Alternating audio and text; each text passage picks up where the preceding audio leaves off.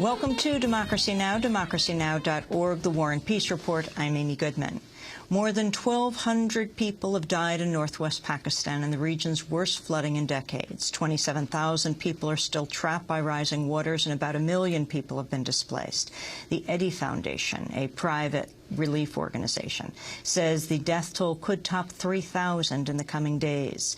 In Swat, floods have destroyed over 14,000 homes and 22 schools. Rescue efforts have been hampered in part because the flood destroyed dozens of bridges. Pakistani President Asif Ali Zardari is facing intense criticism for his government's slow response to the crisis and his decision not to cancel a planned trip to Europe. In news from Washington, the chair of the Joint Chiefs of Staff, Admiral Mike Mullen, acknowledged Sunday the U.S. military has developed a plan to attack Iran and its nuclear facilities, although he said such a strike is an undesirable option. The military options have been on the table and remain on the table, and certainly in that regard, it's one of the options that the president has. Again, I hope we don't get to that, but it's an important option, and it's one that's well understood. The Iraqi government is reporting 535 people were killed in the country last month, making it Iraq's deadliest month since May 2008.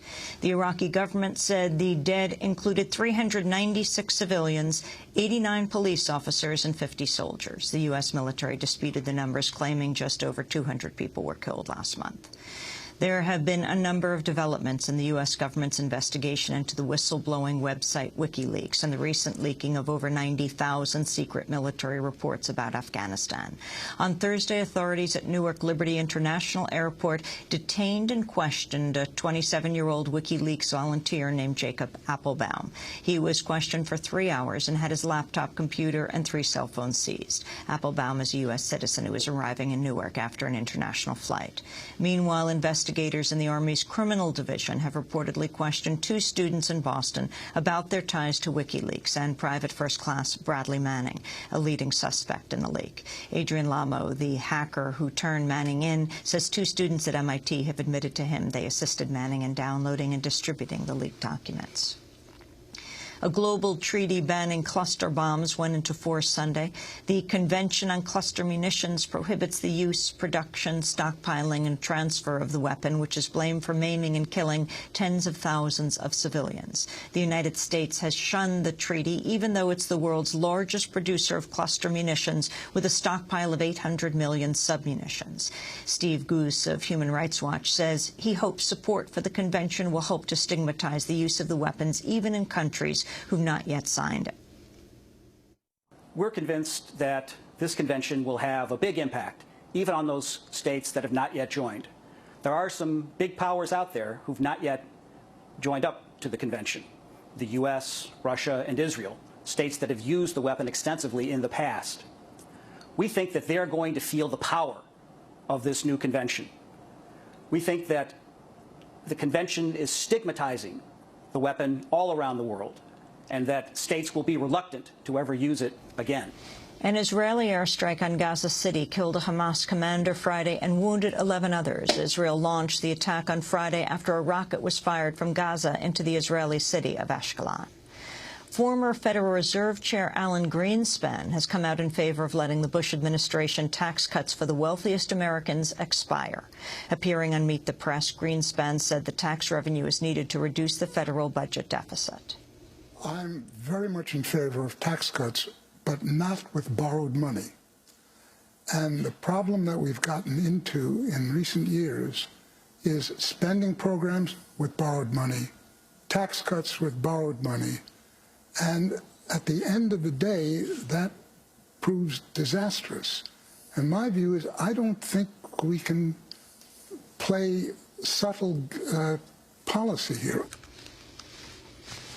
The United Arab Emirates has announced plans to ban BlackBerry messaging, email, and Internet services because BlackBerry uses a highly encrypted data system that make it more difficult for governments to monitor communications. Saudi Arabia may also institute a similar ban. New York Attorney General Andrew Cuomo has announced plans to investigate whether life insurance companies, including Prudential and MetLife, are defrauding the families of dead American soldiers and Marines out of their full death benefits. A recent investigation by Bloomberg News revealed Prudential earns interest of more than 5.5% on veterans' life insurance policies and pays beneficiaries only 1%. Congressional sources have revealed that Democratic Congresswoman Maxine Waters of California will face an ethics trial later this year, likely related to allegations she sought to help One United Bank receive federal bailout funds at a time when her husband owned stock in the bank and served on its board. One United Bank is one of the nation's largest minority-owned banks. Democratic Congressman Charles Rangel is also facing an upcoming trial for 13 alleged violations of House ethics rules. Both Waters and Rangel are longtime members of the Congressional Black Caucus. The caucus has long complained that the House ethics process disproportionately targets African Americans in the chamber. The Los Angeles Times reports since its 2009 inception, the Office of Congressional Ethics has investigated at least 8 members of the Black Caucus. An Argentine actor and his agent have become the first gay couple to marry in Buenos Aires after a historic vote made Argentina the first country in South America to allow same-sex marriage. Actor Ernesto Larez and his agent Alejandro Vanelli have been together for 34 years, but jumped at the chance of making their union official. Ernesto Larez spoke to reporters after the marriage ceremony. The sick are the homophobes, not the homosexuals. The sick are the people with claustrophobia, not the elevators. The sick are the people with xenophobia, not the foreigners. Why would an airplane be at fault for someone's fear of heights? Why would we homosexuals be at fault for the people who suffer from this illness called homophobia? There's a wonderful and simple way of curing these phobias and fears with an antidote called love. The Committee to Protect Journalists has condemned the murder of a journalist in West Papua. The body of Ariancia Maitreya was found in a river days after he was one of 4 journalists to receive death threats. The killing comes just weeks after thousands of Papuans took to the streets demanding a referendum on West Papuan independence from Indonesia and an internationally mediated dialogue with Jakarta. Here in New York, the controversy over plans to build a mosque and Islamic community center 2 blocks from Ground Zero is intensifying after the Anti-Defamation League came out against the project. In a statement, Abe Foxman, the head of the ADL, said, quote, building an Islamic center in the shadow of the World Trade Center will cause some victims more pain. The mothers of 3 American hikers who are being detained in Iran held a protest in Manhattan Friday to mark the 1-year anniversary of the imprisonment of their children. Nora Shord is the mother of Sarah Shord. The place where we are here today, if people are not aware, is the Iranian mission, which is the closest we can get to speaking to someone in the Iranian government directly, and that's why we're here today. It's been very frustrating for us all along to not be able to talk to someone who's directly responsible for holding our kids. You know, this is as close as we can get, but we're knocking on the door symbolically here, too. The FBI has revealed it began tracking the late historian Howard Zinn in 1949, well before he became a national figure in the civil rights and anti-war movement. On Friday, the FBI released a 243-page file on Zinn, who died in January at the age of 87. And the legendary Puerto Rican nationalist Lolita Lebron has died at the age of 90. On March 1, 1954, Lebron and 3 other Puerto Rican nationalists entered the U.S. Capitol with automatic pistols and opened fire from an upstairs spectators gallery onto the crowded House floor. They fired nearly 30 shots. No one died in the attack, but 5 congressmen were wounded. During the attack, Lebron shouted, "Viva Puerto Rico Libre." Shortly after her arrest, Lebron defended her actions at the U.S. Capitol. Did you shoot to kill or to wound? Did you shoot to kill the persons in the Congress? Not to kill.